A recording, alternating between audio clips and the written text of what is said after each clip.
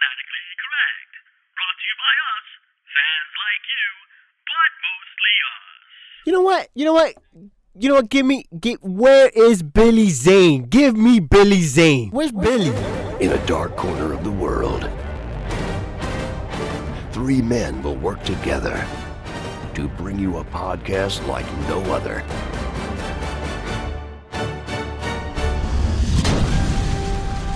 This is Fanatically Correct, where the fans, the geeks, and the nerds are always correct. With your host, MSK, Yo Peace, and Omega.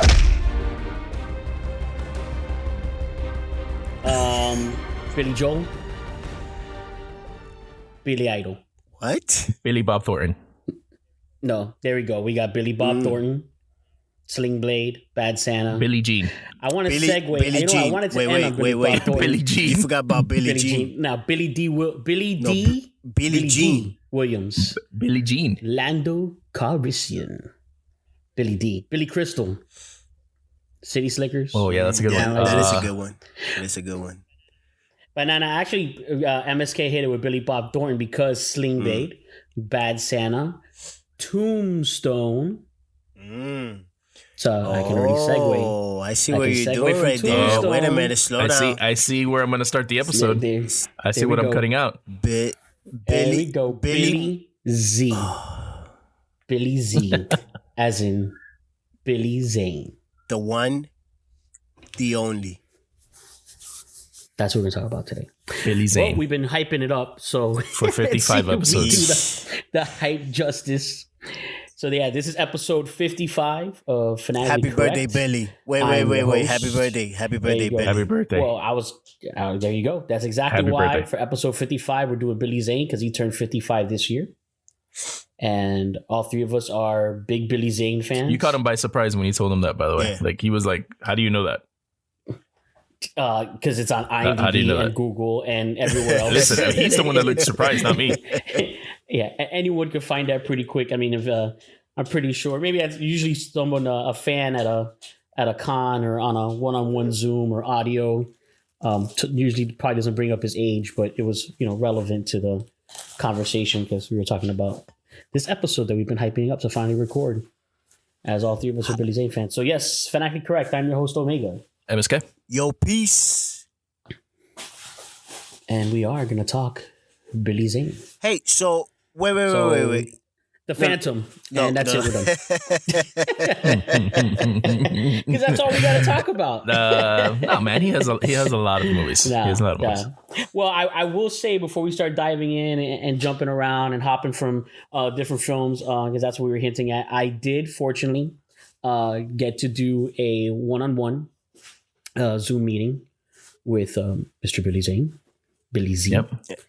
And I did that through, it was actually for Scares That Care, which was a charity event that he was actually doing it through, and through his promotional company, Full Empire Promotions, which we have some funny stuff about that. Maybe I got his guy there, Dom, in trouble. In trouble, you got him fired. Florida. Just Yeah, say he's it. probably not Florida there Florida anymore. fired. He probably doesn't done. work there anymore, for real. Because of all the It's Florida over. cons. Nah, I'm sure. Actually, they're pretty cool. And they do Florida cons, that Full Empire promotions. That's something I was bringing up when I did get to talk with Billy Zane. And I'll tell you right now, it was awesome. I got to basically on Zoom, and which I've never done that before. I mean, MSK and I and Yo Peace as well. We've all done cons and gone into people's tables, and there's actually surprisingly, like John Wesley Shipp, which is the Flash? the father in The Flash, exactly. Jason David Frank, who the Yo Piece with his kids are huge fans of. They've met several And my times. Jesus wife. Christ There's of a lot of cons. people- Yes. What? Yeah, well, I mean, but there's a lot of like, especially the con goer actors. Nick Frost was awesome. I was able to go by his table and didn't pay a dime. It was early in the morning and he was chatty. And he We was met the cool Last and just Dragon? hung out and talked. We did. Yes, I met him He too. was another Yeah. one that we were able I to got to talk meet to him for a too. while. Yeah. So there's a lot of these guys. You go to their table and stuff like that. They're really laid back. You can end up having 15, 20-minute conversations with them if their line's not long and not even, charging. Sometimes if you just have, if you're obviously asking for a selfie or to autograph something or whatnot, that's how they're making their money at the cons. But Yep. outside of that, just good conversation. So I tried it. I usually, especially now because of the pandemic, this has been a very common thing. You have a lot of these virtual cons and a lot of opportunity to do these Zoom meetings. Interwebs, and, and I was like, I don't think it was worth it. But because of this particular situation that we were going to do this Billy Zane episode, and it was literally just like at the last minute popped up the week that we thought we were going to record. This has been postponed so many times. It's not even funny. I was like, you know what? Screw it. Worst case scenario, it's 5 minutes. He'll answer just one question. And it's a charity event, so it's always good, you know? Exactly. So I knew the money is also going to a good place. It's much better than an autograph or anything like that, or even a selfie, because I always had that experience of that conversation.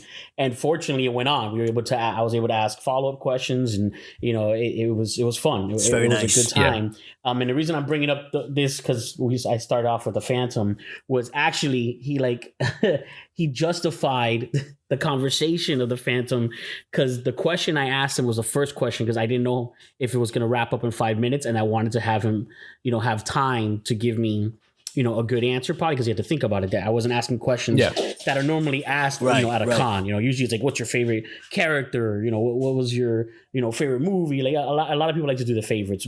Yo Peace and I just finished the Sunrise City Comic Con, and that's very common to the audience to ask questions like that. Even though we had some good questions in those two Q&As. Yeah, for sure. They were asking us, hey. They were asking us to stop it. Us. Yeah, of course they're asking us. I just want to make sure. But no, we had a couple of Q&A panels, which one of them circles back to Billy Zane, DC. Coming soon. We'll get into that also a little bit later. Coming soon. Very soon. So my dog is literally trying to play with me right now and give me his toys. He's being such a bully. So anyways, I asked him, I informed him we're about to do an episode about Billy Zane, about him.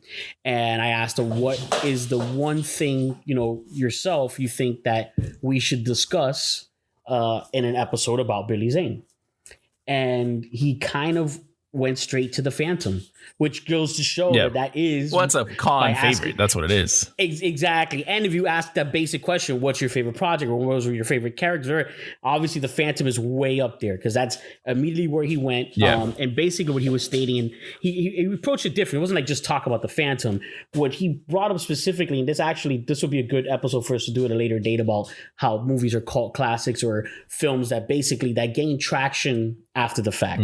And that's what he was talking about, was how it was a film that they made it in an era where a lot of those movies were being made. Dick Tracy, what's this? The Shadow, Rocketeer. Yeah, exactly. Zorro. So a lot of that. Don't give them away. A lot of those classic Hollywood film era superheroes were being made, and they were trying, which like the Phantom does, to still give it that, like if it was filmed in that era, even though obviously, I mean, it doesn't meet today's standards, but it was meeting the 90s standards, which is way above the 1920s. That movie still holds up, by the way. I was just watching it 5 minutes ago, and it's still very good. I agree. And that's what he was talking about, was how that at that time, it wasn't this big blockbuster hit. However, it did over the years, and has still is gaining this traction of like this cult classic of people seeking out that film and watching it and appreciating it for what it is years, after the fact, as opposed to when it was what I appreciate about that movie? Like they actually filmed like at locations, in Marvel movies, most of it's all CGI, and you could tell, at certain spots that it's CGI, or in a studio. You could see a real tree, right? Like he's walking past it, and it's an actual tree, and that's kind of refreshing to watch in a movie. Especially nowadays, it's mostly CGI, but yeah, man, it still holds up. Well, that's the thing. CGI has unfortunately made location filming a lazy thing. It just becomes so much easier. And I get it, especially when you got the Marvel movies. Yeah. Not for Nolan. That is true. Not for Nolan. Because he prefers that. But I mean, in fairness, because you brought up the Marvel films, it's understandable for the Marvel films like in Endgame and Infinity War, when it's that many actors you're trying to get in the same place at the same time. It's a lot easier just have them all report. I'll tell you what, though, the Eternals coming up. Just to talk about it real quick. There's going to be a lot of on location stuff. True. So. It looks like it. Yep. And you know what? That always makes a film better. Like Yo Piece just said about Nolan, and that's why Nolan does it. It does give it that feel, and it has a better, better look to it. I will say, about the on-set stuff though, like all the stuff that happens with the pirate ship towards the end. It just reminds me a lot like Goonies. Yeah. You know what I mean? Like in the Goonies, a pirate ship that's just there, and all this stuff. Instead of having it out in open waters, it's in like in this cave. Yeah. I mean, that's budget. That's budget things. Yeah. Exactly. I think it's the same. I think it's the same ship in Goonies, right? It was the same one. It probably is. I wouldn't be surprised. It looks a lot like I wouldn't be surprised. It might be. They just left it in set, and they were like, "Hey, let's use this pirate ship." I wouldn't be surprised. But, I don't know if you guys want to move on from The Phantom to talk about his other movies, because we've seen some other movies. Yeah, we'll get it. Well, actually, you know what? Here's a good segue to one, because I did bring this one up, and the face he made was pretty interesting. It was classic. When I brought it up, it was classic. From The Phantom, here's a good segue, because you have the villain, and The Phantom is one of the villains. Oh boy! In a little film called Danger Zone. Danger Zone. Yeah. Now, gonna say we're not gonna talk about all of Billy Z's blockbuster stuff like Titanic. I mean, we'll talk about. The Phantom and Titanic. I think that's about it. But he's done a lot of a lot of non-blockbuster stuff, and one of those. And I'm gonna say this, and we've been chatting about this, and one thing I want to bring up, like I really enjoyed prepping for this episode. Because these a lot of movies that I would never have searched out, seeked out. Yeah. We got a great one for the necessity. Probably stumble upon too. Exactly, and so I'm looking forward, like with like certain. I guess it's better with an actor, because that's what MSK and I had spoken about earlier. Because they do a lot more broader range of work, especially movies. When they've been in the industry for a while. We're directors, it's like we did Tarantino, we're going to do a Nolan. When you do stuff like that, it's a lot easier to keep it short and everything be a big blockbuster if you're going with a blockbuster director, especially. But we got to do more of these episodes, because it was fun searching for different things to watch and choose. I mean, he's got a big Billy Zane. He's a worker. He's a working actor. He's done a lot of stuff. So you got to choose between what lower budget stuff you're gonna watch, what higher budget stuff you're gonna watch, what smaller role stuff you're gonna watch, what lead scenes you're gonna watch. So I'll tell you right now, if it wasn't for this episode, I would have never watched Danger Zone. And I think MSK was the one who found it first. I did find that movie first, and that was MSK. I mean, let me tell you, that movie. You're opening up about Danger Zone. That movie had some great casting choices. I mean, Billy Zane was the main guy and has as his buddy, as his sidekick for a little while in the movie. It was Robert Downey Jr. So spoiler alert. Yeah, I guess. I mean, I don't know how many people are going to watch this. I'm going to say, for some of these movies, we'll just go ahead and overall say...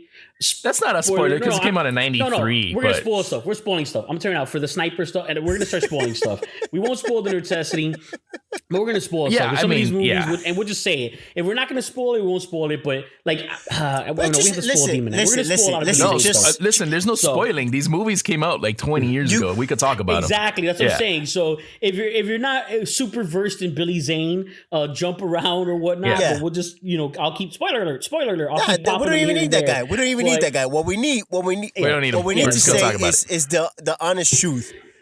Billy Zane got robbed. Yeah. Let's just say it. Let's put it out there. Yes. He got robbed. Yes. His career got robbed. Okay. Yeah. If you watch Danger Zone and you had to, from that time and watching that film, bet money, and I'm going to throw this out there and then I'll let MSK jump in. Out of the two, there's the lead, there's the female, she's actually the second lead. His ex-wife, by the way. Kind of like he said, the sidekick. If you had to watch that movie and guess between Billy Zane and Robert Downey Jr., who was going to blow up a decade later and be a Marvel superhero that started the whole Marvel MCU franchise. 100%, I would have picked Ron Silver. That's what I would have picked if you'd have given me those two choices. Ron Silver, the villain of the movie.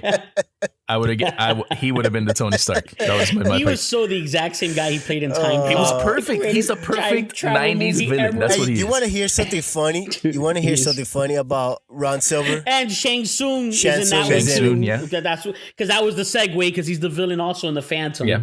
Also a big 90s villain guy in a lot of stuff, including Mortal Kombat. So when I was younger, watching Time Cop, I honestly used to think that was Andy Garcia. You know what? That's a good mistake to make. That's a good mistake to make. Man, that works. I used to confuse them back then a lot. That's hilarious. That's funny. That's hilarious. I will take in Danger Zone. So Shang Tsung, I don't remember the name of his character in that movie, but every time he kills someone, he kills quite a few in that movie. No, you don't remember the name of the actor. Yeah, Monsieur Chang. Yeah, he doesn't know the name of the actor either. There you go. You say it for me. I don't know the name of the actor. I don't. That's what I'm saying. I know him as Shang Tsung. He'll always be Shang Tsung to me. But in that movie, especially the way he kept killing people, like I wanted to hear him say, "Your soul is mine." Like every time, I just wanted him to say that every time he took out a character. And it would have worked. And it would have worked because that came after the movie. After they made the Mortal Kombat movie, way after. Mortal Kombat.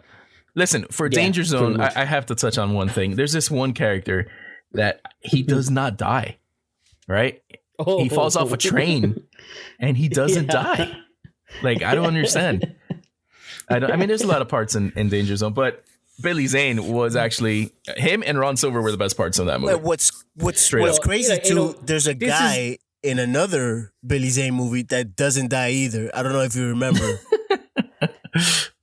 What movie? In the sniper franchise? One of the snipers. Come on.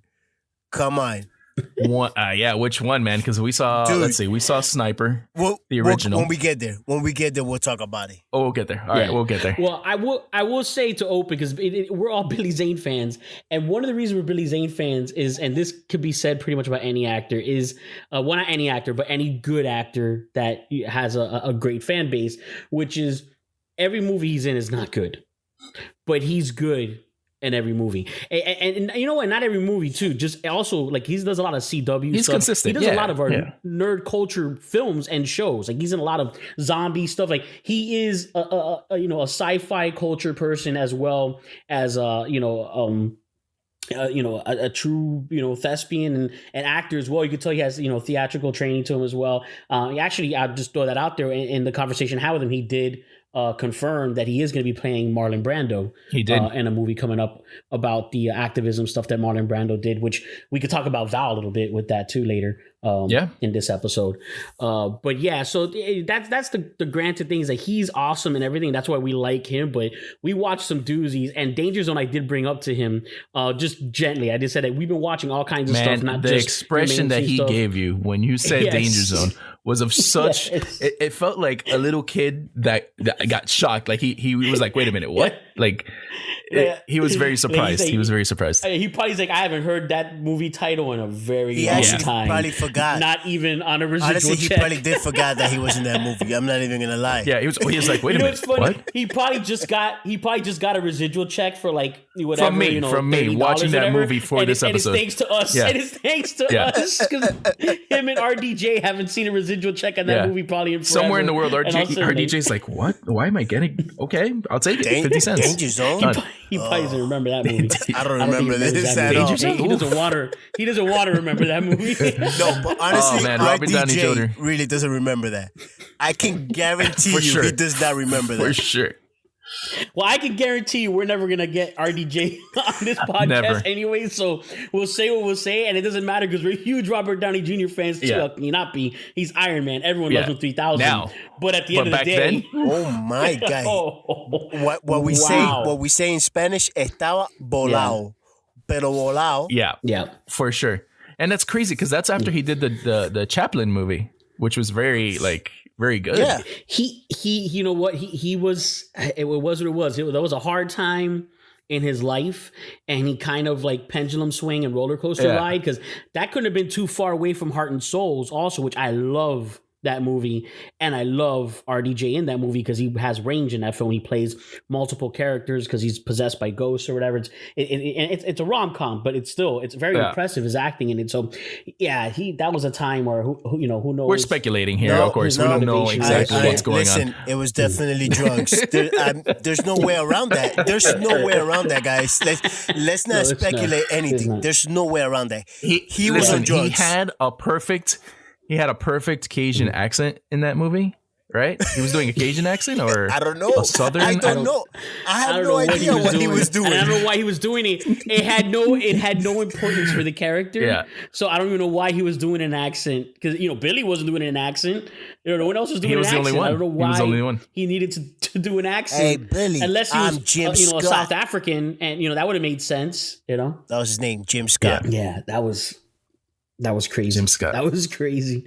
So yeah, Danger Zone. That's there's a lot of stuff in that movie that's like a lot of choices made by the directors and the writers. It's stereotypical 90s action. No. That was not typical 90s. I had so much fun watching it. I really had fun watching it. I really did. So I think you guys did too. I know MSK did because he's the one who made us watch it. And you know what? I watched it. I enjoyed the technical aspects of it. I guess the editing. Yeah. Because there was some sound effects there that I don't see in movies anymore. Like there's these like stabbing sound effects and how about the grenade dropping? How long it took for somebody to find a grenade to throw it back? Yeah. That was like 5 minutes. Oh my goodness. Oh, I think and he's in a room with like radioactive barrels that inside a cave. By the time he found the grenade, he should have picked it up with a third arm. Inside the cave. Yeah. He should have picked up that grenade with a third arm that grew from all the radioactivity. Oh, wait a minute. We didn't even talk about the Jeep. He was exposed to the Jeep. The slowest Jeep I've ever seen in my life. The horses, the 1 horsepower of the horses caught up to the Jeep. Listen, no, and let me tell you what, RDJ, the shooting scenes, especially in the beginning, the early on, there's like a whole just shootout just breaks out of nowhere. That was definitely like a whole army shows up out of nowhere. That was day one of shooting. That was day one. Yeah. Day one. And he's shooting the way he did in Tropic Thunder, where it's like on purpose, like over exaggerated. Yeah. Yeah, they're purposely exaggerating it and doing it bad. Yeah. Where in this film, I don't think he's supposed to be doing that. Yeah, he's supposed to be acting. And now that you bring that up, it was wild. I just feel that the ones that made Tropic Thunder are definitely Danger Zone fans and saw that and wanted him to do that same character. There's no way around it. Ben Stiller was trolling him. That's what it was. He's like, listen. Yeah. You're gonna do it this way because there's even the scene with the spoiler alert where he's like you're my brother, like basically the same. You're right, except the opposite. Right. Instead of Ben Stiller, it was him. It was him doing the dying, and Billy Zane holding, but it's almost the same death scene with your. My so brother. Look at that. You know what I love about the whole movie? What I love about the whole movie is Billy Zane the whole time is like, this son of a bee is an asshole. Before and after he dies, he's like, I hate this guy. He ruined his life. You know what? I did like that about the writing. He was like, whatever. He was still a jerk. Yeah, my brother. Robert Downey Jr. is like, my brother or whatever. And Billy Zane's like, you're still an asshole, man. You ruined my life. I don't trust you. I don't trust you at all. I don't care about you. What the hell?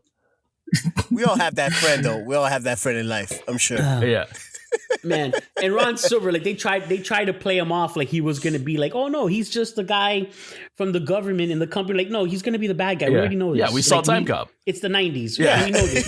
We did see Time Cop. And every other movie. And the Godfather, right? Godfather 3. He was in Godfather 3. Godfather 3. No, that was not him. I'm sorry, guys. Man. But yeah, Danger Zone. That's I recommend that. Man. Whoever's listening, watch it just for comedy. You gotta watch it. Comedic purposes. But next up, I think he did. He started Sniper, right? Let's jump before we jump into the Sniper franchise. That's going to take up That's going to be the whole episode. EP. It's going to be the whole episode. What he has? One thing I do appreciate about Billy Zane also, like he's one of those guys that the persona of Billy Zane, it's almost like Neil Patrick Harris, where you always want to have Neil Patrick Harris as Neil Patrick Harris because of the persona, or like Keanu Reeves as Keanu Reeves. Billy Zane does the same thing. Zoolander, Billy Zane is Billy Zane. In The Boys. He's Billy Zane. Twice. He's Billy Zane. Billy Zane. In The Boys. One of them is a con. That's the best one. One of them he's at a con as, Billy Zane at a con, signing autographs and taking pictures. But yeah, so like I just wanted to side note that he has such a cool persona, down to earth persona of an actor that's another thing. He gets a lot of work just cameoing as himself. You know what? Before we hit the Sniper, I think me and Yopis are gonna get a little into it with the Sniper franchise. Yeah. Let's talk about your favorite Omega. I think you want to jump into that one. You know what? I appreciate. I was hoping we'd end on that, so we end on a really good note. Oh, okay. But I will bring it up because same thing. It was I brought it up, and he dove all in as soon as I brought it up, which was awesome when I actually spoke to Billy Zane himself.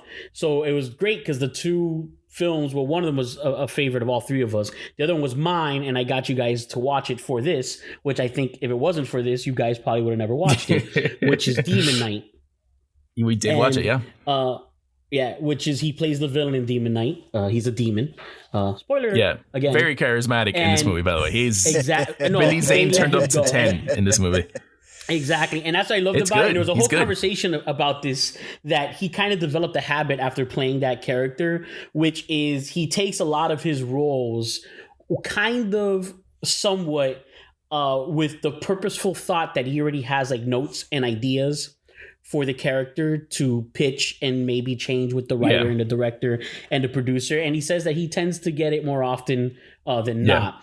And a lot of that came from, and that's what he was saying about Demon Knight, because that was one of the first films he did where they really just told him they let him loose. Exactly. A lot of ad-libbing, that's when I brought up the whole thing. We're going to start talking about that too, about him playing Lex Luthor, that I was saying that he really has a villain role. Now, not that villain. That villain is nothing like Lex Luthor. Again, he's an actor with range. No. So this is a more of a comedic, villain, a disturbed villain. Again, it's a demon that, that's been on the planet forever. So it's like mentality of, especially early, same thing, 90s mentality of like the devil, whatever, was usually that, charismatic, jokester. Oakley sunglasses.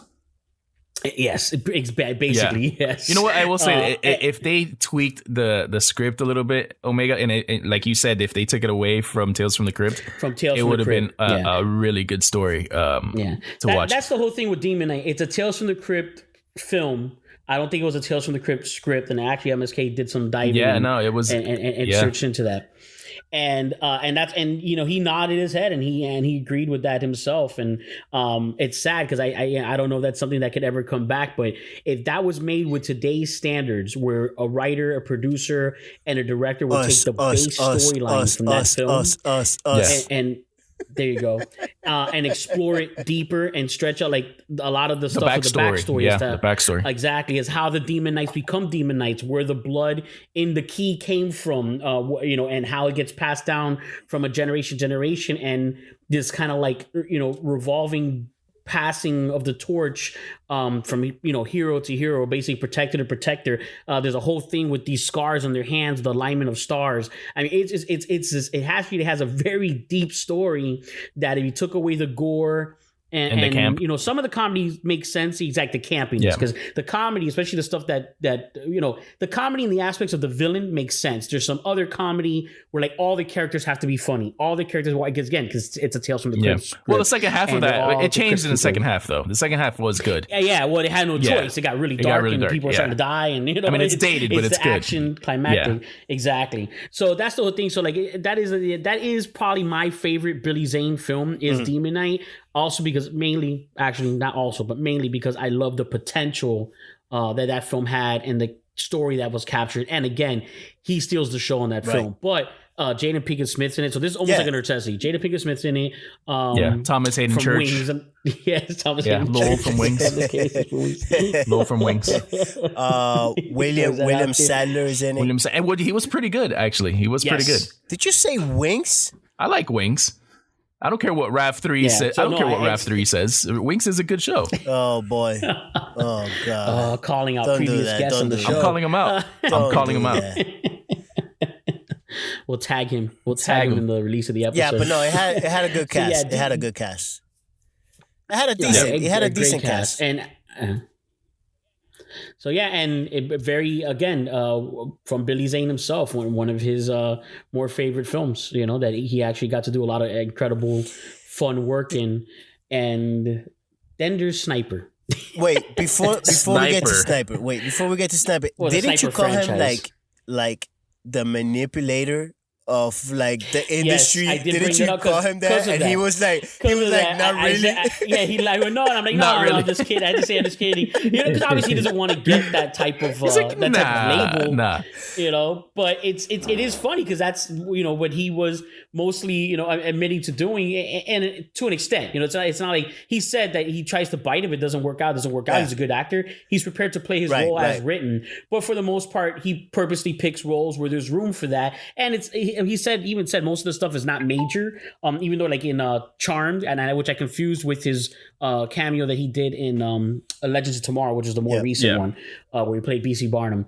But in Charmed, he played a demon, so he does the demon thing a lot. And I was able to get them to throw in like a singing part in that one, but he also had it as a reformed demon as opposed to just a straight up demon that it was originally written to be. Right. And then in fairness, it worked. I remember seeing that episode. My wife was a big. So was my wife. Yeah, I remember that episode actually. Yeah. So he pops again. He does a lot of the sci-fi stuff, a lot of the zombie stuff, a lot of the series. The Boys. That's a sci-fi Amazon. And just to touch on more of the mainstream stuff. He was in Back to the Future as a bit part. Of course, he was in Titanic. Early on, he was all three Back to the Future. That's a big franchise in different eras. We're not going to touch on Titanic because that's probably his most popular one. You know what? There's only one thing worth touching on Titanic is that, again, what a villain. He grabs that little girl while the ship is sinking exactly. to get on that boat.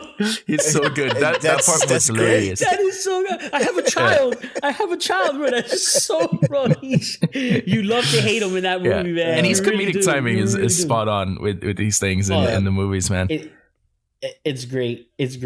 And it's funny how some people, because there's again, he's done a lot of movies, zombie movies, and there's one movie where he's not in it for very long. Yeah. But so I believe before we get into Sniper, do you have any other movies that are like solo movies that we could talk about real quick that you've seen? Solo of Billy Zane. Well, he had mentioned, and actually I haven't seen that in a long time, and I was trying to get it, and Yopi's was too, so I just want to throw it out there. Maybe something, if people haven't seen it, is Invincible. Oh, he didn't. He didn't. Yeah, I can't find it. Yeah. It's not in streaming anywhere. I can't find it, so I gotta. And I remember DVD. Seeing it back then. I need to see it again, and I know that's a pretty good movie. It's like a sci-fi action, and has like some martial arts stuff in it and stuff like that. His character, the exploration of the character is actually pretty good too.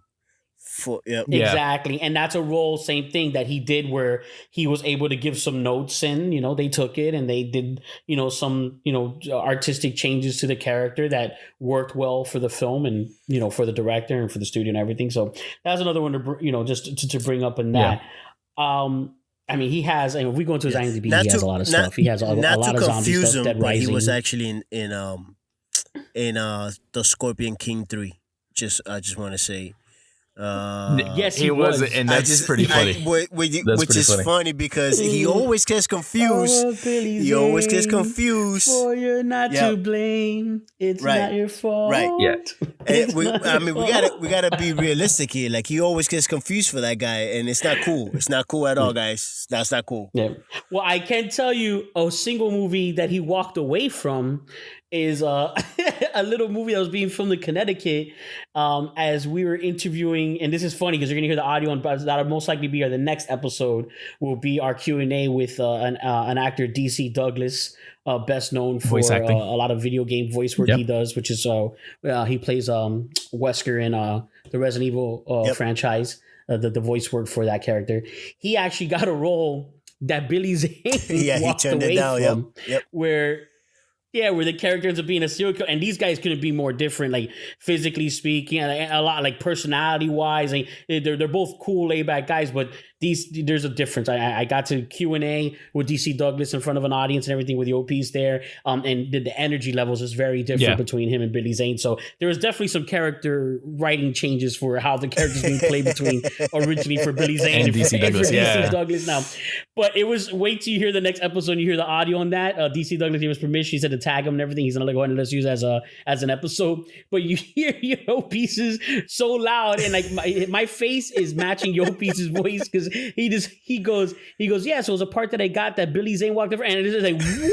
Yeah, that's hilarious. And I'm like, Billy Zane. We just like looked at each other like, what's happening? Like, so of course we had to explain in front of this audience who had no clue yet that we're doing a Billy Zane episode about how we had an interaction with Billy Zane and we're gonna do an episode about him and all that. And I was like, oh man, that's great. He goes, well, if you ever like get him on the podcast, tell him I say thank you for thanks for the role for the part. Yeah, thanks for the walk That's away. awesome. So it's just funny how like just a lot of little things have lined up. So that would have been a standalone Billy Zane movie, but didn't happen. But you did. You saw Dead Rising or one of those movies, right? Yes, Dead Rising, which is based on the video game, a zombie movie. He's pretty cool character in that. I actually saw a couple episodes of I can't remember the name now. It's a series that was on USA that's like it's almost like Twisted Metal. It's interesting. Which Piece, there's a new Twisted Metal game. Yeah, I heard about that. But aside from that, I'll try to remember the name of it because I was watching that one night and I was like, "What?" And he's in it right away. He plays a very different character, but but that's a series that he was on. And it was a zombie series.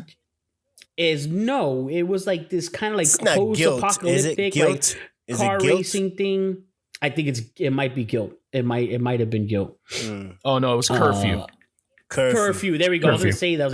I was thinking Curfew. I'm like, no, that doesn't sound right. Curfew's like for kids' bedtime, or whatever. But it was Curfew. it was Curfew. So yeah, there's that one. There's a recent one that I'm because it's more of a Pauly Shore movie, Guest House, and it looks like Pauly Shore is the main character. I'll pass on that. Yeah. I'll pass on. I'll let you watch that one, but but he's in Holmes and Watson. Oh, he plays Billy Zane. Always Billy Zane. See what I mean? What I'm talking about? He plays Billy Zane. He's always Billy Zane, man. That's awesome. So that is awesome. Yeah. Before we get into to Sniper, I saw the movie Lucid, which was pretty good. I mean, yes, I didn't get to that one. You had brought that one. Yeah, it was decent. I mean, he plays a therapist, and if you can imagine Billy Zane as a therapist, it's pretty cool because he's a laid back therapist. The movie itself feels like it's something. It feels like an indie film that could have come out in the early 2000s. That's the type of film I got from it. But Billy Zane had this long hair, very chill, laid back therapist vibe, which was very different from what he usually does. So it was pretty good. Yeah. And I'm gonna bring one amazing up that I saw by myself, and you guys didn't suffer through it, but I did. It's Posse. Oh, okay. I saw that in theaters. Yeah, but you forgot about this movie, and I don't remember. I don't think I've seen it because I don't remember anything from it. So I forgot about the things that happened in that movie too. There's a weird scene in that movie, and it had nothing to do with the movie. I don't know what the heck was happening. I'm assuming drugs happened during this filming. That's the Mario Van Peebles movie. Yes, Stephen Baldwin's in that. Devo for Fridays in that. Like, in the whole movie, but in this scene particularly. But how was Billy Zane in that? I know that scene is. He's not in that scene. No, in the movie. Billy Zane's the villain. And he has nothing to do with this. He's a good villain. I liked him as a villain. Again, he's great as a villain. He's the villain in that movie. Okay, and he's great in the movie as a villain. But my goodness, what happened?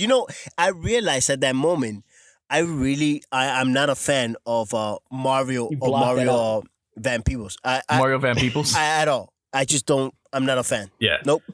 Yeah, watch Highlander 3, and you'll really not be a fan of him. Yeah, nope. Seriously. Yeah, it was suffering. So I took that hit for you guys, by the way. In the words of my co-host, Mario Van Peebles isn't a Mario Van Peebles fan.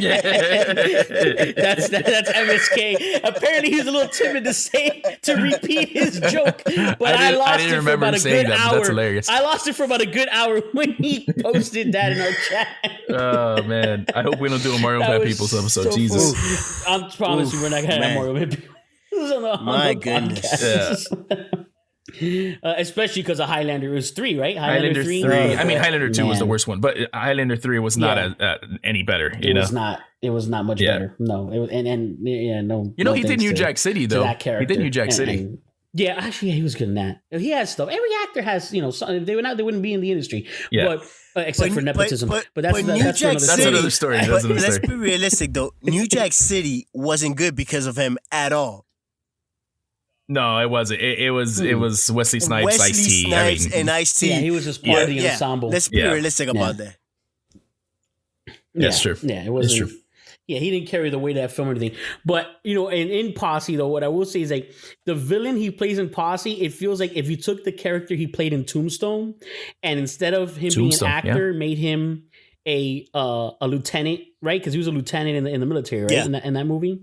I believe so, yeah. Or something like that. Yeah, and that's what it feels like, because it's very similar almost to that character, like his ambiance, like his the way he carries himself, like this very, he's like a very prestigious like villain of a, and that's why I'm telling you, we're gonna start hashtagging the Lex Luthor stuff, because I totally see everything about him playing a good. He would be I'm down something. with that. Yeah, I'm down for that. And there's so many Superman, but besides the fact that he could do it in a video game voiceover work, or even an animated whatever voiceover work, physically speaking, we have like 2 other Superman movies coming out. The Michael B. Jordan on HBO Max, another one that J.J. Abrams is part of. There's still a lot of rumors that Henry Cavill's going to come back for something, and the Flash movie and the multiverse and all that. The Superman and Lois series. Why are you getting into DC, man? We're slowly getting into DC. I'm gonna stay. I'm just saying that there's so much opportunity for a Lex Luthor that he could play. Yeah. So I'm not kidding, and I talked about it, and he said he would totally 100%. Obviously, we just need a petition for it. Supporting that we need to petition and get some kind of super petition, and he'll totally back it for a fan movement for him to play Lex Luthor, and it does interest him. And we're gonna do our best to be part of somehow doing that. I mean, if they can get the Snyder cut back and a lot of other stuff happening, why not? Lex Luthor or Billy Zane. The Zane, has to be a way the Zane cut. Listen, that happen. I was thinking after all this Billy Zane and Lex Luthor thing, he would have been the perfect Lex Luthor for Superman Returns. The way that Kevin Spacey acted it, like the way he was trying to act it out. Billy Zane would have been perfect for that specific type of Lex Luthor. And because he fits the physical build of a Lex Luthor better, because my personal opinion always has been, that's why I do not at all like the Jesse Eisenberg version of Lex Luthor, is that to me, he's the flip side of the Batman coin.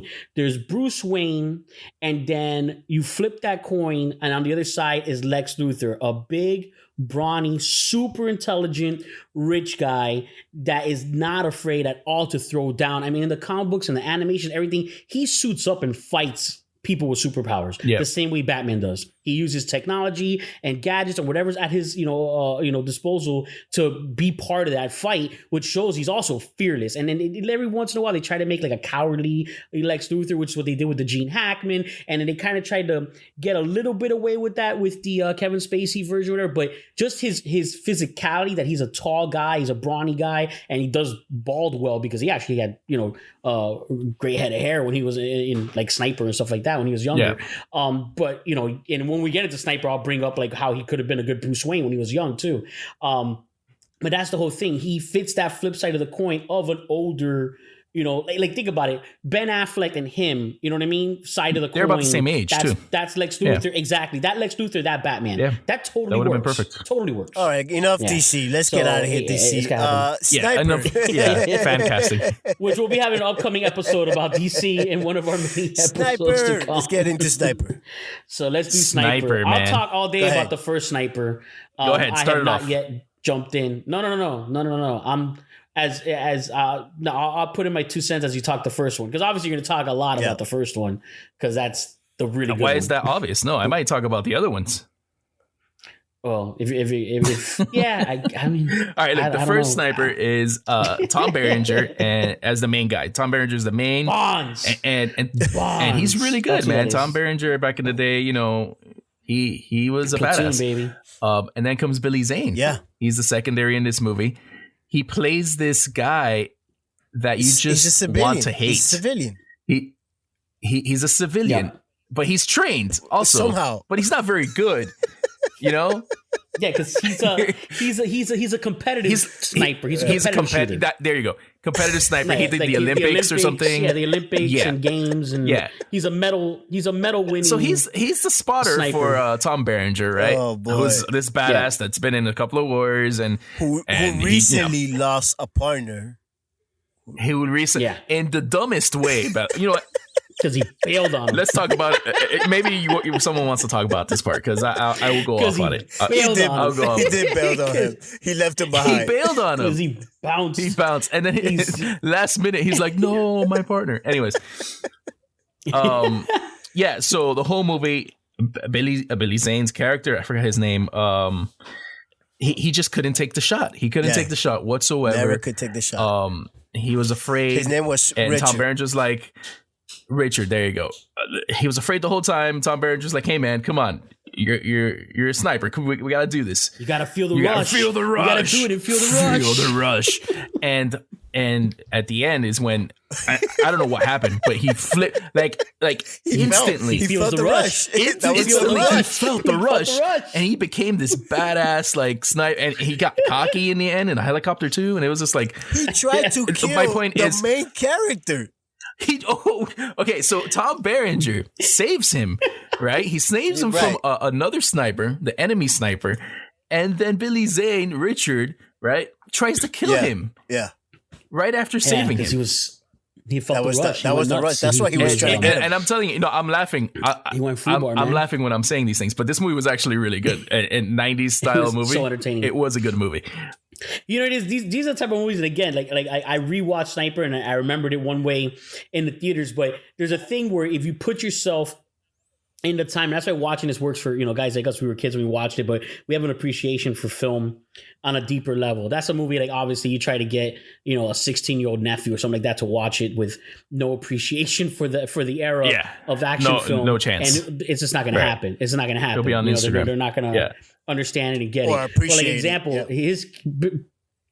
Exactly. And Billy Zane's character, remember, Tom Berenger's character was under, but he knew he hadn't, was under the assumption that he had, popped the guy from the helicopter because, again, they don't get it through this whole movie. And I don't understand why they put it in the dialogue of the script of like, I told them for an evening extract. Oh, yeah. Why is they the extracted him in the middle of the day. Exactly. Which, number one, like, you wouldn't have to say that. Why are they doing that? But then they keep doing it the whole movie. Yeah. And it always works out badly for them. Yeah. So they're getting shot up in daytime again while they're transporting Billy Zane's character just to get to base to report for freaking duty. Yeah. Up the gate. And there's a whole shooter. But then it's funny because he's looking through the scope to pop this guy, and the helicopter's literally like 10 feet from the guy. Yeah.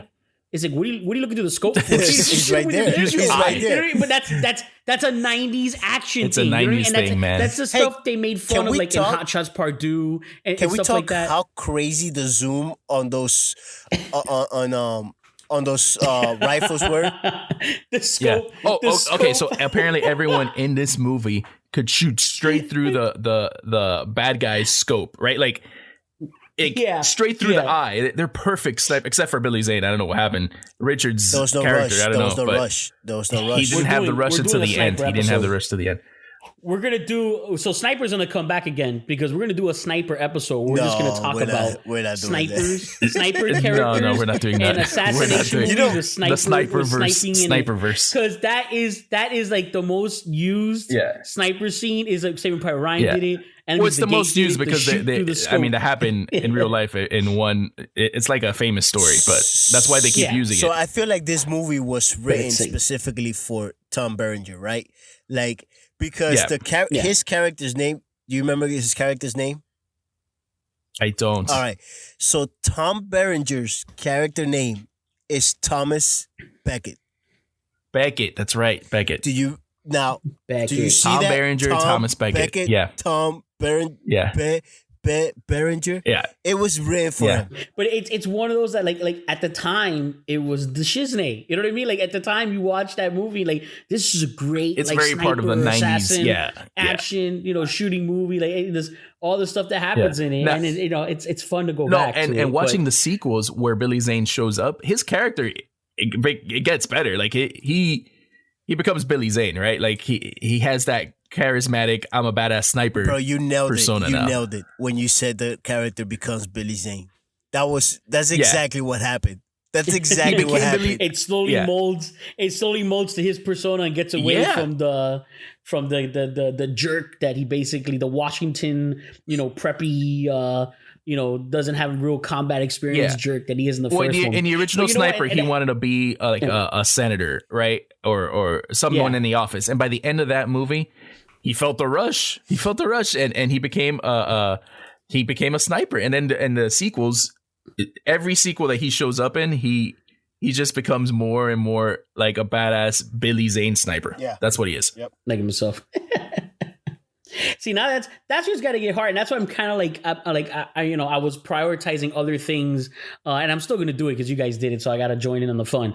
But I prioritize, like I was saying, other things before watching the sequels to this. How many sniper movies are there again? 7. Well, we didn't watch 7 sniper all movies. The snipers. So, almost we didn't watch them all. It's almost we only saw the Billy Zane. I know you watched the Billy Zane one, because he's not in all of them.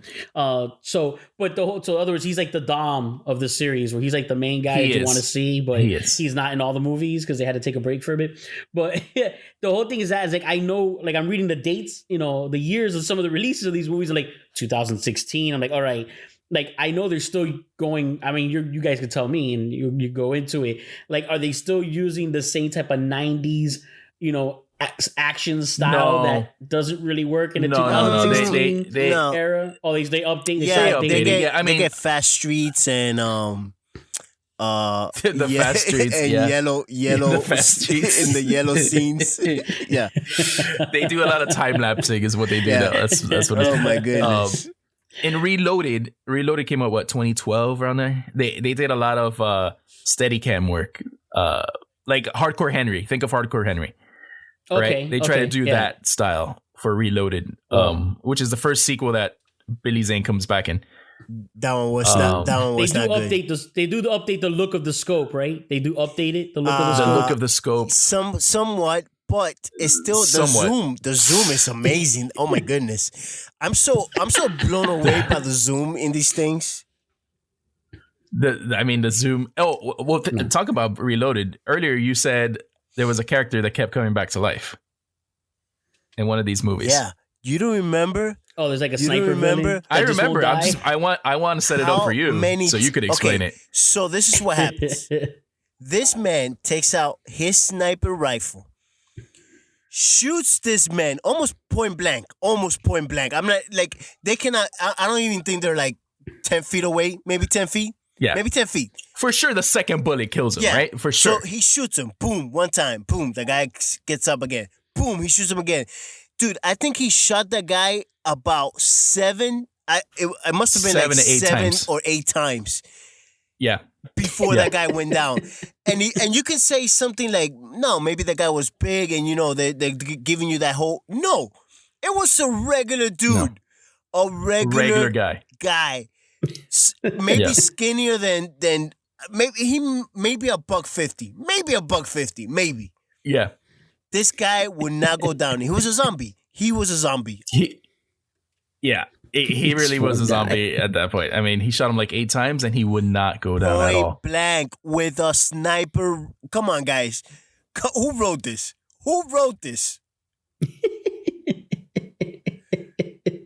But yeah, man. I almost turned it off. I turned it off after that last one wasn't bad though. Reloaded was the worst one that I saw. No, the last one actually got better. It literally did get better. The Colombian one got better. What was it? I forgot the name of it. Ghost. Was that Ghost Sniper or Ghost Shooter? I gotta look it up.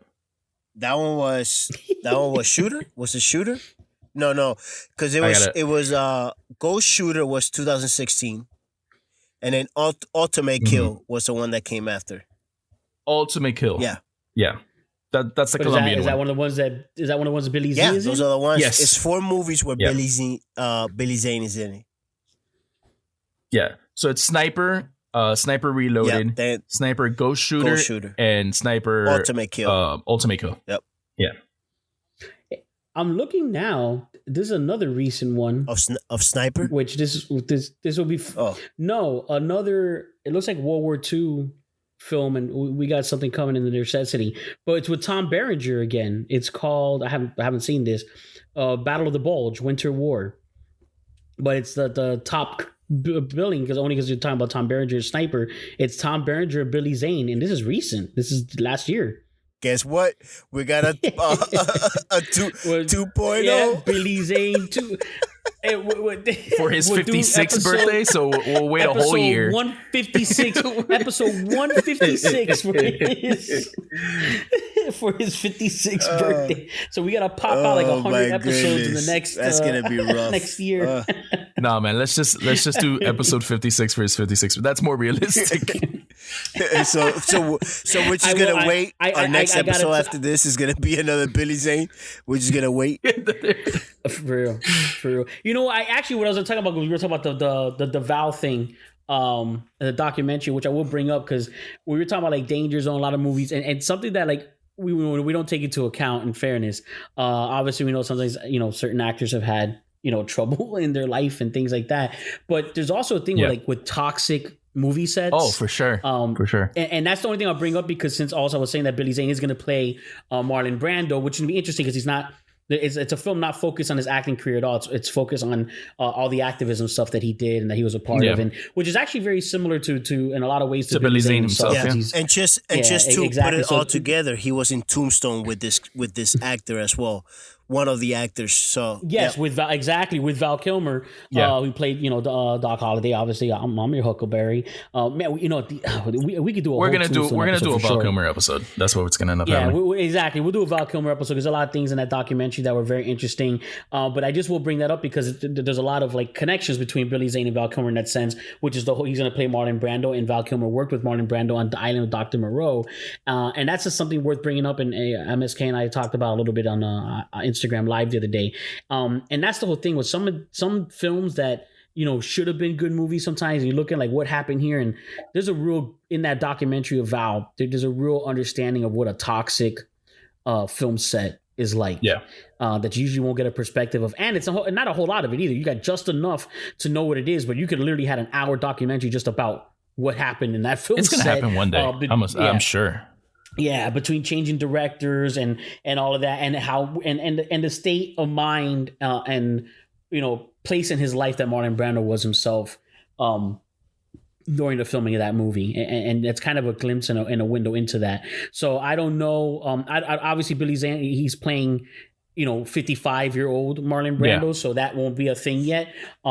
And I was actually during the time when Marlon Brando wasn't doing much film because he was doing a lot more activism stuff at that time. That it's interesting, but like we joked about like Danger Zone and things like that. Like sometimes you never know, that could have been a situation. And a lot of these professional actors, they just don't talk about it, especially if they're working actors in the industry and stuff like that. There's things they shy away from. I mean, they're people, right? They're people, so we make jokes. But and the thing is, I think Val Kilmer's at a point right now in his career and in his personal life situation where it's like, go for broke. Why not talk about it? What does he have? What does he have to lose at this point? To him now, to his career now at this point with that situation. So that's something that, as actors get older and get out of the industry, we're going to hear more and more things, unfortunately, because it's like any job. A lot of jobs can get toxic, and, a lot of careers, have situations where it's a bad work environment. No, but that situation was no exemption from that. Was beyond toxic. It was insane. No, it was insane.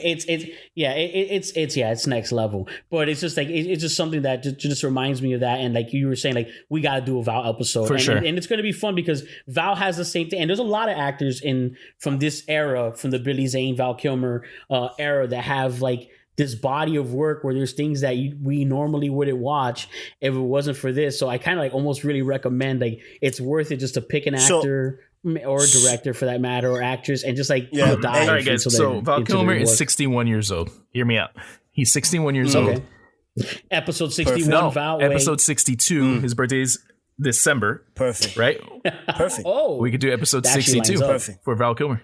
That does kind of line up. There you go. Here's what I've taken. I personally have taken from Val Kilmer and a person like Billy Zane, which obviously we are talking about him in this episode right now, is that they're both these type of actors that are thespians, right? Like they really, really, really enjoy acting.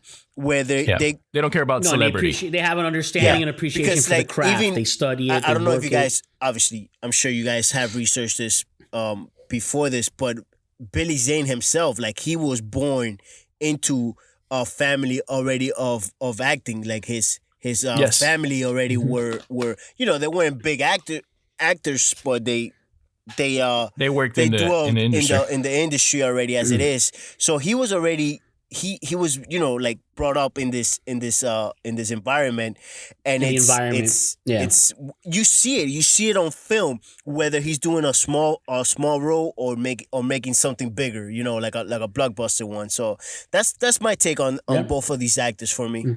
Well, and it goes to the famous phrase and you know, which is there's no such thing as small parts, only small actors, and that's the whole thing. And this is the biggest thing, especially to take from this episode. Like, obviously, if we're even bothering, like we did it for the Keanu Reeves episode, and again, I was fortunate to just in time before this do a one-on-one Zoom with Billy Zane. And I will say this, he is definitely one of those actors that at a con, and this is kind of a big deal, and this is why I really enjoy cons and why we enjoy cons, and we try to panel as many as we can and part of as many as we can when we do them, is that actors like this, they have an appreciation for their fans. They have an appreciation for the work. They have an appreciation for the industry, and that all, you know, that all combines to the work that they do. So it's not just about, you know, getting the work, and it's not just about acting. It's the whole the pay, kit and caboodle of all of it.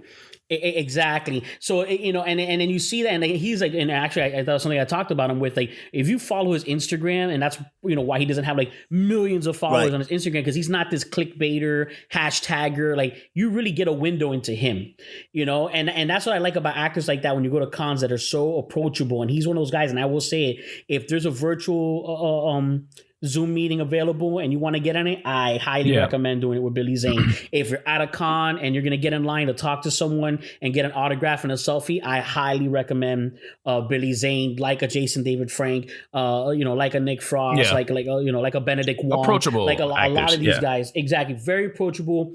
Enjoys talking about the things that he's famous for, enjoys talking about the things that his fans enjoy, and there's a lot of things that you know, that's the whole thing for a good actor and a good con participator. Just like There's Peter a Weller. lot of things that come just into like play. Peter Weller. What was that? The complete opposite of Peter Weller. I'll throw Peter Weller under the bus. I don't care. Yeah, like, heck yes. You know, same thing. I wasn't there, like, I'm not I'll gonna throw him under the bus too. Yeah. Well, we're not a podcast about art. And let me turn out that even then, look, Billy Zane had actually much opportunity in that 25-minute conversation we had.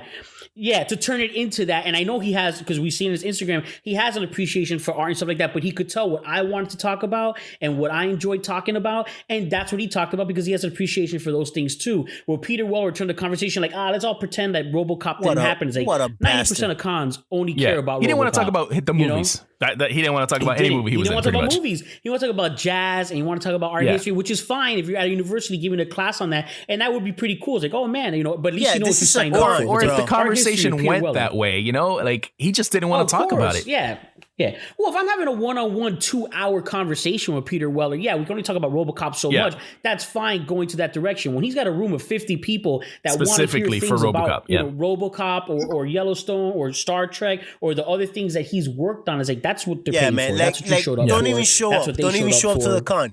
Honestly, like, and this goes for anybody that ever hears this in the future, or you know, if you're gonna go to a con, and you don't want to talk about your artwork, you don't go.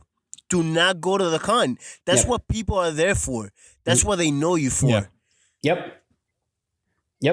And that's what they want to talk about. That's what they want autographs of. That's what they want pictures, you know, of, and that's what they want to, you know, and talk about. And, you know, personally, like us, like we are a little different on a scale. Like we always try to ask different questions. We think about that in advance because it's things we're going to talk about later in the podcast. And just in general, it's more fun to have memorable conversations with people that you know that you enjoy their work, about things that you can just YouTube and find out right away. When people ask what's your favorite color, or people ask like, I like to, you know, hear that funny story or that one-time experience, or, you know, like that, you know, the fact that he picks parts that where he always kind of changes, like that's the insight. You would never know that without hearing him saying that so many of his parts that he's done, he's made suggestions, he's gotten them to add things, he's gotten to change things. That's part of his process, man. That's the interesting stuff. Exactly. We would have never talked about on this episode if I didn't get to ask that question and he wasn't open to having that conversation. Granted, to have him as a guest on the podcast, that's a business thing. We'd have to have, you know, go through his promoter and his agent, and that it is what it is. That's how they get work. That's how they do next year, Billy. So next year. Yeah, so maybe we can get there, or maybe we can get them. Got to find out what the budget is for the Sunrise Con specifically, but it'd be great to have him over there, and then we could Q&A with him. That would be so cool. So maybe a little something I could dream about for the next year until I get disappointed and not happen. Hey man, it can happen. Anything can happen. Anything. It could, exactly, and it's something. And again, he's someone who's that type of approachable. He's a good guy. So you never know. He is. He was cool. He was fun to talk to. Actually, this is we actually broke the hour. Of course, we broke the hour, so we can get up to the nerdcessity. Yeah, before we get to the nerdcessity, you can find us at Linktree at FanCorrect. Yeah, that's Linktree at FanCorrect, which is linktr.ee/FanCorrect. There you go. Wow, I don't even have to put music for that. Look at that. That'll take you to all our stuff. And then you can listen to us, of course, which through the Link tree. You can get to it on Apple. I'm not saying any of that. I'm not saying any of that. Why are you trying to? He's trying to shorten it. We also got to say because we also got to say that's a segment, man. Please review us. Leave his segment alone. We also got to say, please review us. Please give us a nice review. There's only so many times our wives could review us, man. That's very appreciated. They did it. They did it at the beginning. Keep making up so many fake email accounts. I can only keep making up so many fake email They accounts. did it at the beginning, and they never again. My wife has never heard it again. And that was never again. Cool. Does she even know? She would be surprised if we were at 55 right now, right? Like if you told her, we're in episode 55. Maybe she would be surprised. Maybe she wouldn't. I honestly couldn't tell you. I don't know where we're at with that. Maybe surprised with her only at 55. Right? Made it up to 55. It go both ways. You're talking about Billy Zane? Oh, okay, that's nice. I can tell you right now for sure the Yopi's wife's got to be a Titanic fan. I'm sure of it. But she would still not hear this. Yeah, but not that much. True. As soon as she starts hearing other movies and no Titanic, it's off. As soon as she hears the word sniper, right? She's done. Yeah. Oh man, that's great. So it's a necessity. Let's get to our necessity. You can take that over. No, man, you take this necessity, man. No, you take this is yours. You got to at least give us the title because you're the one who Mr. Sneaky found this. Thanks to doing this episode, we might not have seeked this out. But so you just give us the title. Right, and where Sniper to find 8, it. How's that? Return to Kill. This movie was not. I don't know. Yeah. Oh my goodness. Do I really need to do this? No, just say that. At least start us off. The title and this where is you what watch happened. it. The title of the movie is called Ghosts of War, and you can find it on Netflix right now. And how did you find it? Did it just pop up in your stuff because you've been watching so much Billy Zane stuff? No. So what happened is I was at home. I forgot what I had finished seeing. I seen a movie, and I was like, and then I was in the mood to watch like a type of I want to say like a war movie, but not your typical war. Then the trailer came on, and then it gave me like the Ghost World War II Ghost feel. So I was like, okay, this you caught my attention already, sir. I kind of like hoped to see something like that, and then I pressed play, and in the first 10 minutes, I was in because and you were in because of Billy. Well, because they introduced Billy Zane's character, but so you didn't know going in that Billy Zane was in it. I'm not even joking. Like I literally did not see before if Billy was in this movie. At all. Oh wow, that's awesome. I mean, obviously we've seen his IMDb, and we've researched his IMDb, but I don't even right now I even looked at his IMDb, and I don't even remember even reading Ghost of Wars on his IMDb. I'm sure it's there, but like I always I've skipped through it.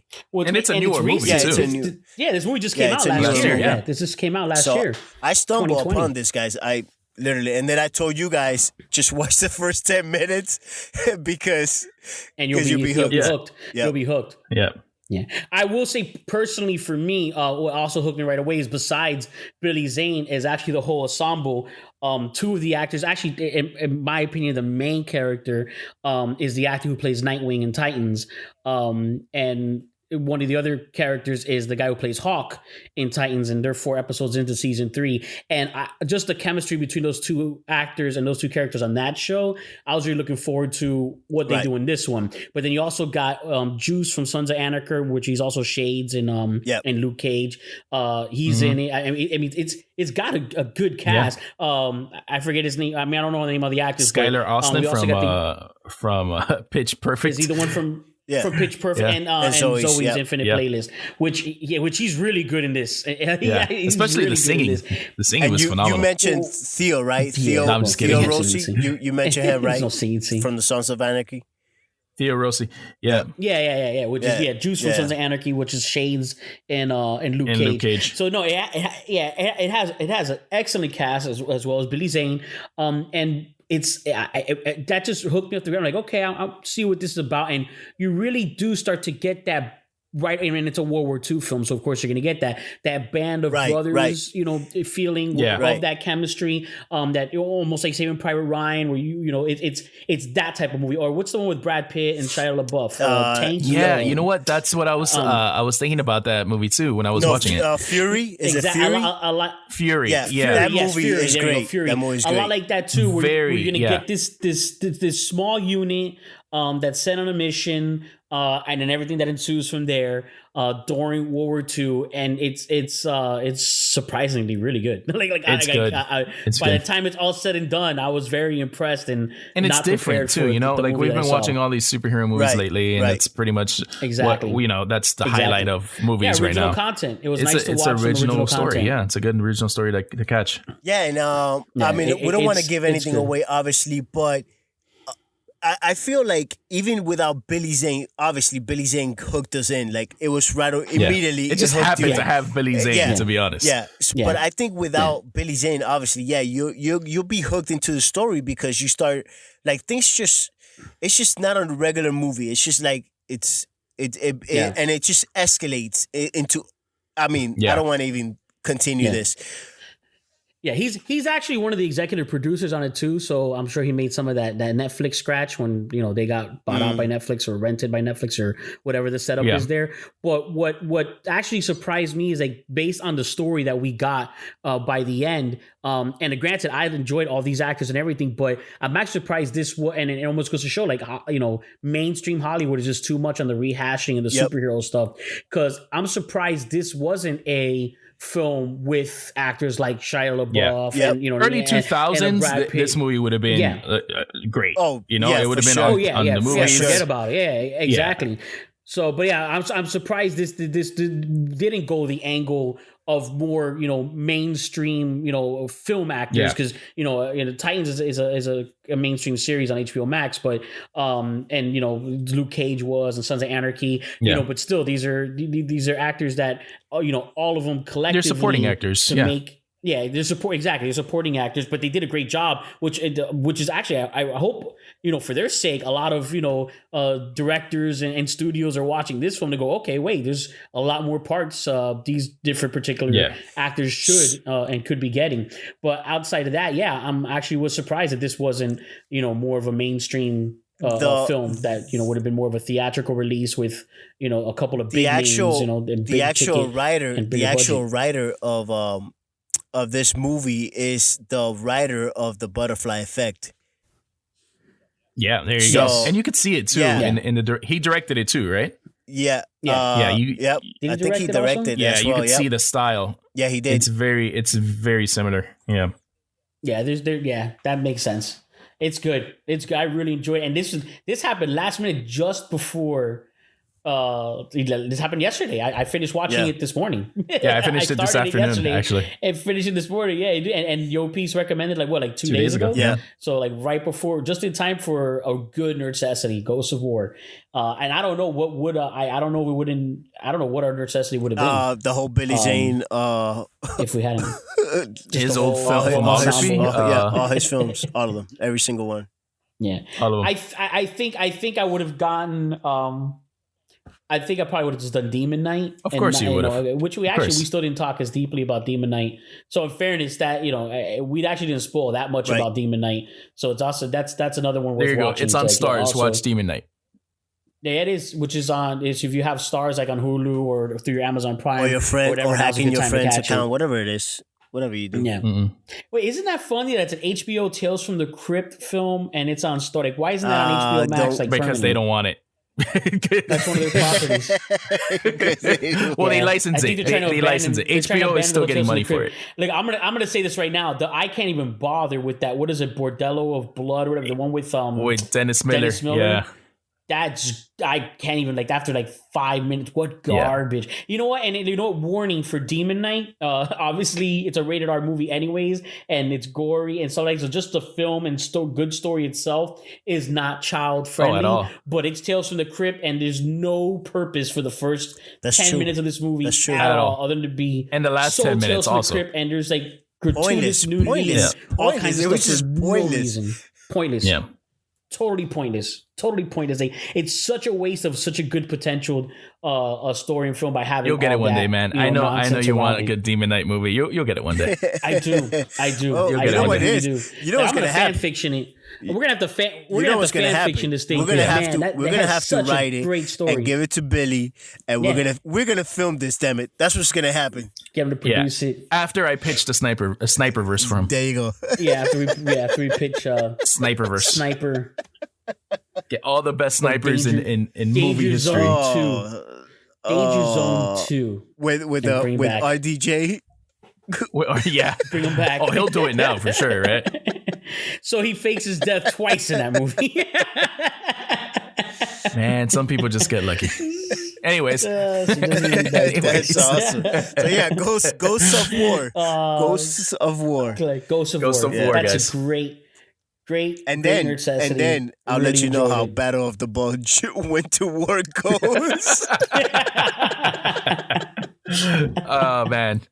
You know what? We'll visit a little bit of Billy Zane in our next episode, because we're definitely gonna talk a little bit the DC Douglas. I think I'll do a couple of notes. Yeah, you know what we'll do? We'll intro that. We'll intro that for the next episode. Because we got to do an intro and a Nerdcessity outro, because that was just a Q&A with himself. I think we should treat it like the standard podcast. We should just throw it at. See what? You know what? Let's see who's listening. Let's see who's listening to us. If they write to us and be like, "Hey, I'm a little confused. What was the last episode about?" Last episode. Yeah. That's what we should do. Just throw it out there. See who's listening. That'd be great.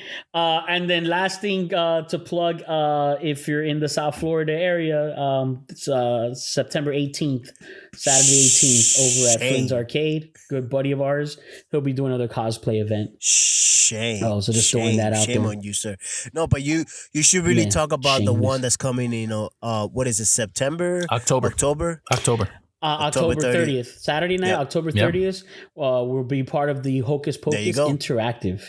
And that is going to be fun. So yeah, the more details on that will be coming out on Instagram Live and our next couple episodes when we plug them or whatever. But yeah, I'll keep some posted stuff when we post things. I'll put little commentary and stuff like that. That's also going to be a fun event to check out as well. And just, I want to say thank you. Yopis and I had a good time, and MSK was there as our guy on digital. It was fun, man. It was fun. And our episodes welcome coming to up. My world. Welcome to my we'll world. Cut them as EPs. Yeah. Yeah, that's right. They swapped it up. It was interesting. But yeah, so thanks to DC Douglas, thanks to Aaron Dismuke, to excellent voice actors that were a good time over in our Q&A panels. And then we have a DC, we have a Marvel, and everyone who joined us in the audience in those episodes. Sure. Thanks. Yeah, it was fun. We had some good interaction. Thanks to Todd. Todd, if you ever listen to this, thank you, sir. If you ever listen to our podcast with Todd, props, seriously, you are our savior. He needs a raise. He needs a raise. That guy needs a raise. We'll push for it. Actually, I'm going to push for it for next con. I'll talk to the organizer. Omega. Yeah, he needs to be head of something and get like an extra for bonus. Real. That man was running the whole thing. He's everywhere, man. Todd is everywhere. He is. It is so fun. But yeah, so we got some good stuff. We got video. If by any chance Billy Zane ends up listening to this episode, I just want to say thank you, Billy. Thank you so much, and continue doing. Billy, you're the man. Keep doing what you do, because we enjoy it, and that's what it is. Seriously, we enjoy it. I mean, all jokes aside, you're very entertaining. And for me directly, Omega from Fanatically Correct. Thank you for an awesome one-on-one Zoom meeting. I hope jealous. that's the interaction you give so jealous. all your so fans. Jealous. Yeah, because Yeah, I mean, I was a little jealous when you told us. I'm gonna say right now that's on my list for his next one. Hopefully it lines up next year for you guys' birthday, because that's an awesome birthday gift that I would definitely pinch out for you guys to do, so you can enjoy that, because he was definitely a guy, and I usually am not a Zoom guy, like especially with celebrities, things like that. Because you use Skype. I don't know. Because you use Skype. I know. It's all right, man. One day, me and Yopis will have an interview with Christopher Walken, and you'll be jealous. We'll get you. There you go. Yeah. So I'll be. Now we'll do. You know what? We'll do Nolan. Yeah. We'll do Nolan. I mean, we have to do a Nolan episode soon. Or we do even better. How about this? Gary Oldman. Wow. I don't even know who that is. Him? See, but I don't. Look, he's nervous. He's nervous. If Billy Zane took off his rubber mask, he's Gary Oldman. He's nervous. That's how every Zoom meeting with an actor ends that way, where they take off their mask. It's Gary Oldman. It's always Gary. And you didn't even talk to the actor. You didn't even talk to that actor himself. You talked to Gary Oldman, acting, and then you go to the bathroom and you take off your mask, and you're Gary Oldman. And you're Gary Oldman. Gary Oldman. Life. I think we're all Gary Oldman. I think I'm Gary Oldman. I think we're 3 Gary Oldmans doing a podcast. Oh man, that's crazy. So, well, thank you for joining us. This has been Fanatically Correct, episode 55. Billy Zane, this is Omega, saying peace. MSK, peace out. Yo, peace. Heat us. And there you have it, folks. This has been Fanatically Correct. Until next time, you crazy kids. Signing off. And screw you, Peter Weather. And stop. He deserves it. I don't give a damn.